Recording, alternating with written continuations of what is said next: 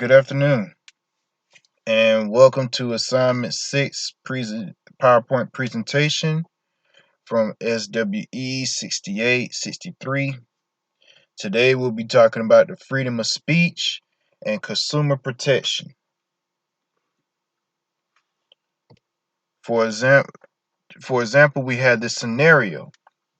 A licensed veterinarian in Texas with over 30 years of experience gave advice over the internet to pet owners, some in remote parts of the world, about pet health issues. The Texas government ordered him to shut down his site because it is illegal in Texas for a veterinarian to give advice over the internet without examining the animal.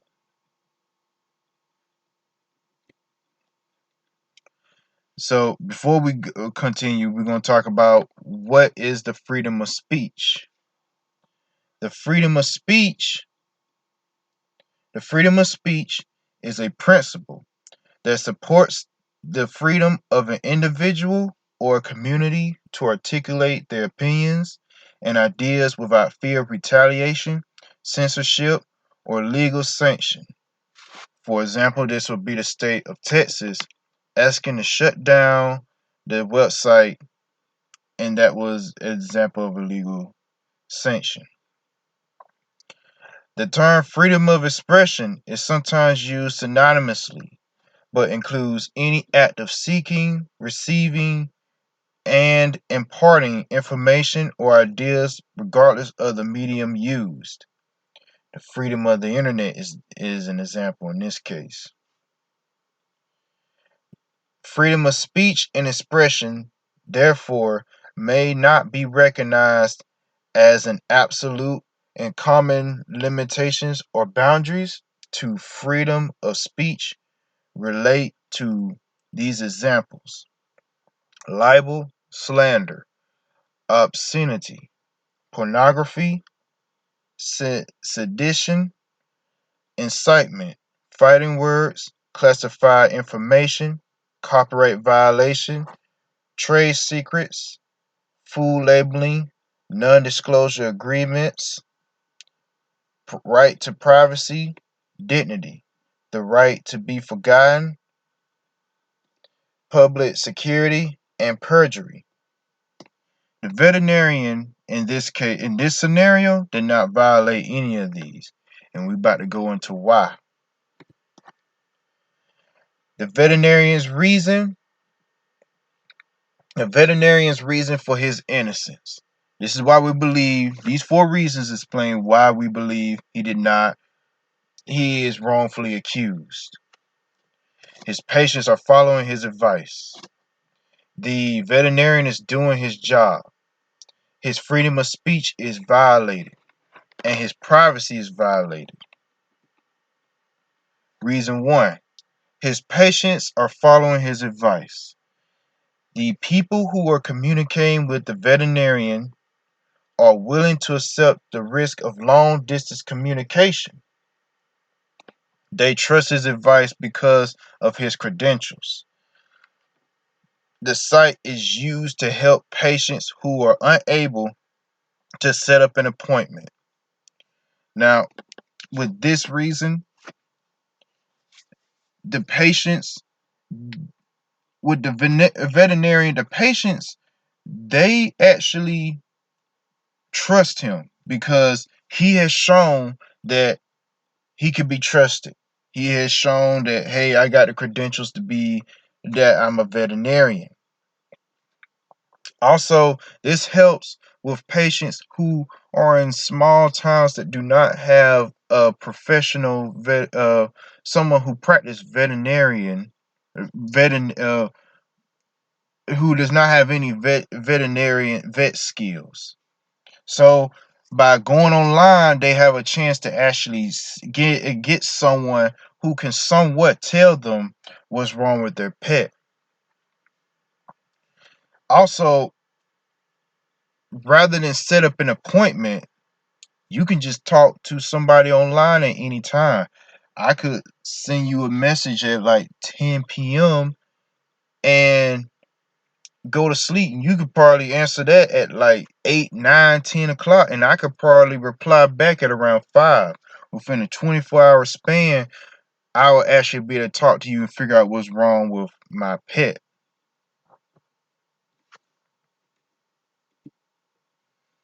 The veterinarian is doing his job.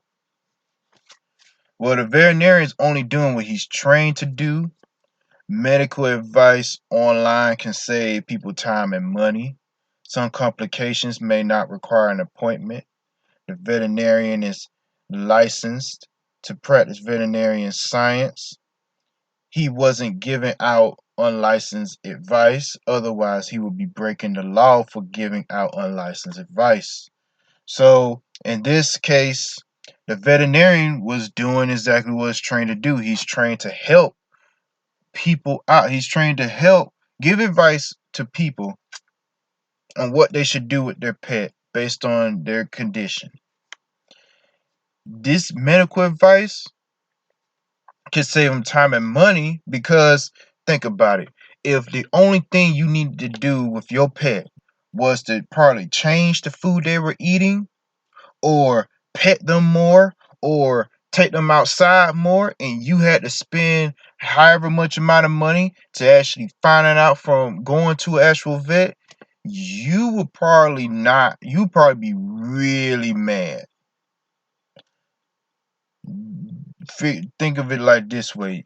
Imagine spending hundreds of dollars just so therefore you could realize that, oh, your pet is allergic to this, or it's because of the brand of food that you buy your pet. You spent hundreds of dollars just to find out that the brand of food that you buy for your pet is what's causing your pet sick, or they're not drinking enough water.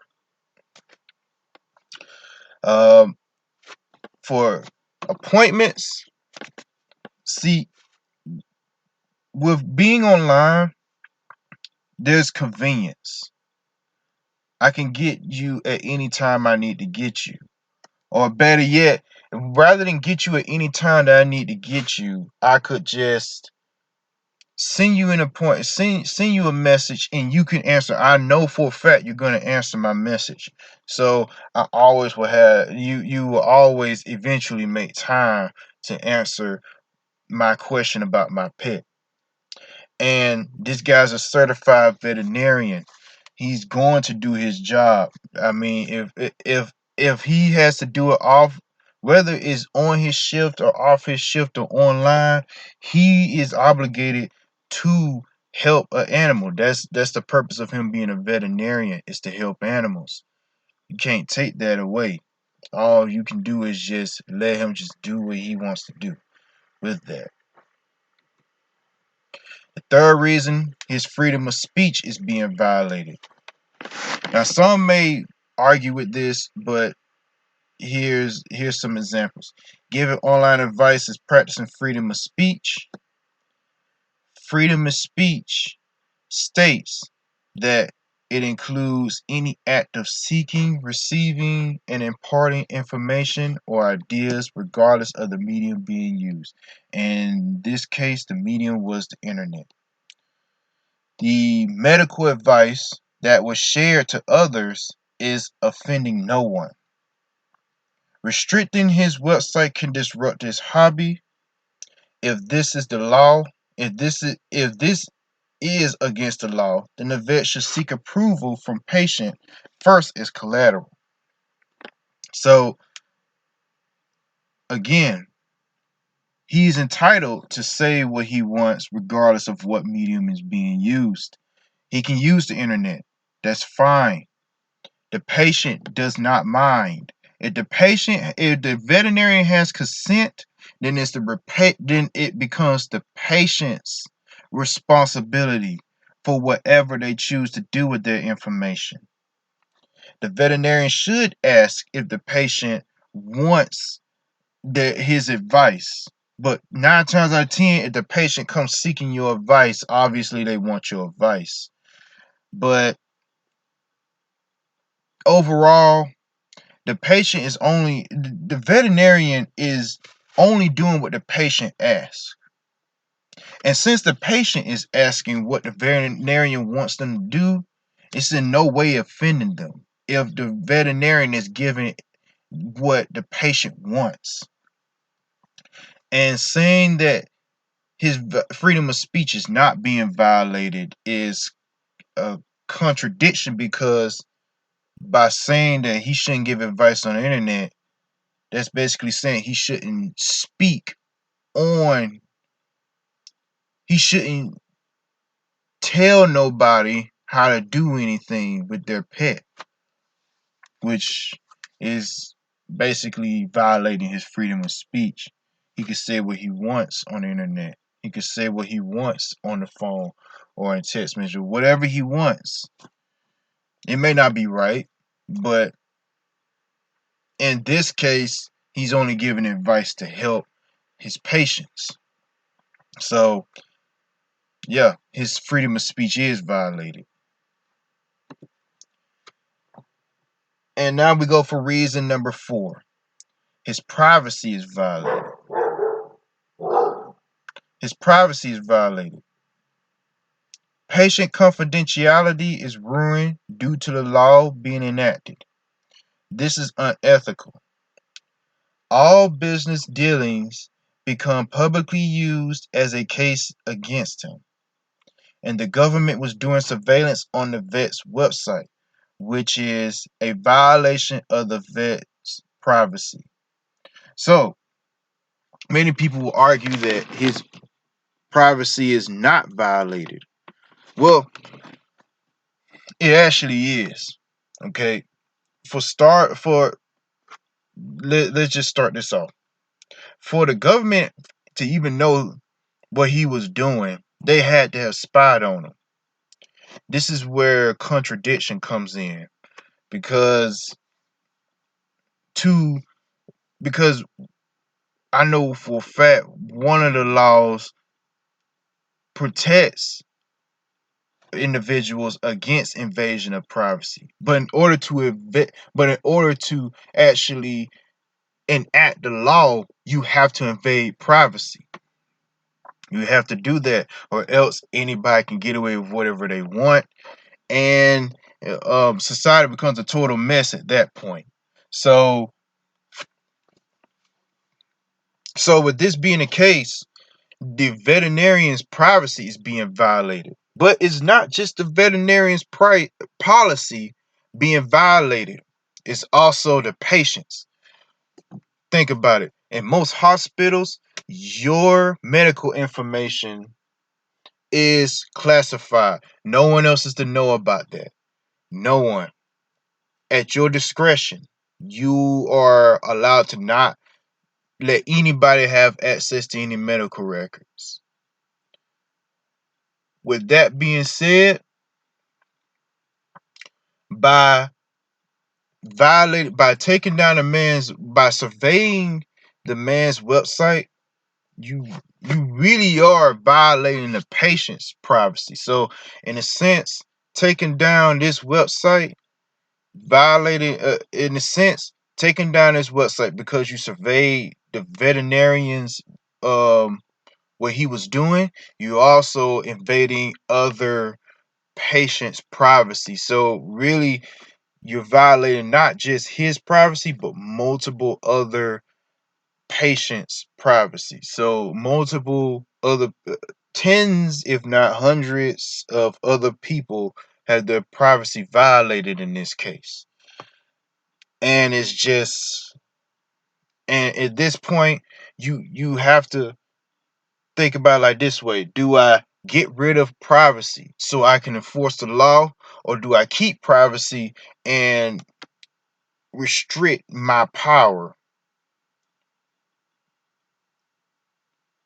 That's usually one of the biggest. That's usually one of the dilemmas the government has to deal with.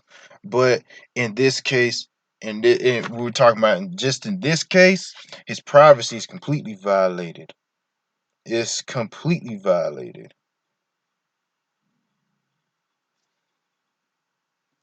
And now, for the conclusion for everything that we talked about in these slides, we concluded that in terms of the law, the veterinarian broke no laws for his actions of giving advice to pet owners in terms of their rights.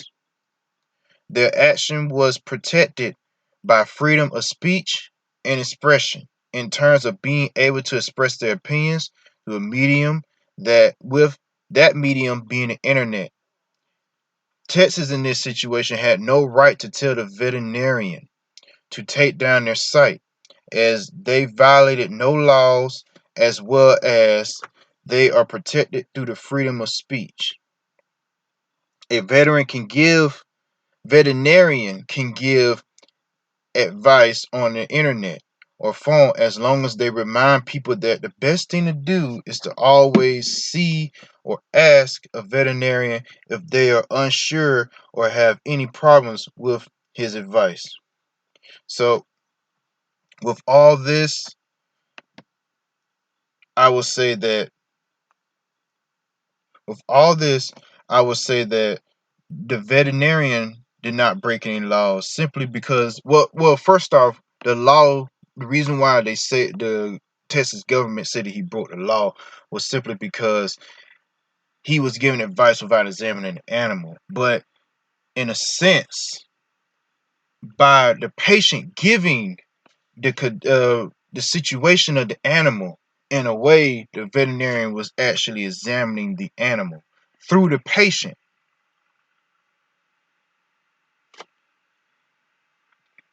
So that's our conclusion. Thank you for listening to our presentation, and have a great rest of your day.